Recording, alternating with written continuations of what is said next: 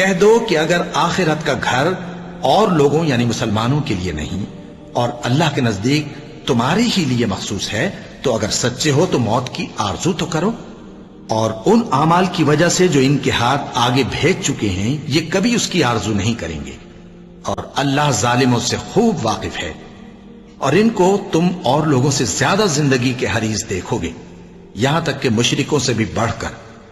ان میں سے ہر ایک یہی خواہش کرتا ہے کہ کاش وہ 1000 برس جیتا رہے، مگر اتنی لمبی عمر اس کو مل بھی جائے تو اسے عذاب سے تو نہیں چھڑا سکتی، اور جو کام یہ کرتے ہیں اللہ ان کو دیکھ رہا ہے۔ کہہ دو کہ جو شخص جبرائیل کا دشمن ہو اس کو غصے میں مر جانا چاہیے، کیونکہ اس نے تو یہ کتاب اللہ کے حکم سے تمہارے دل پر نازل کی ہے جو پہلی کتابوں کی تصدیق کرتی ہے اور ایمان والوں کے لیے ہدایت اور بشارت ہے۔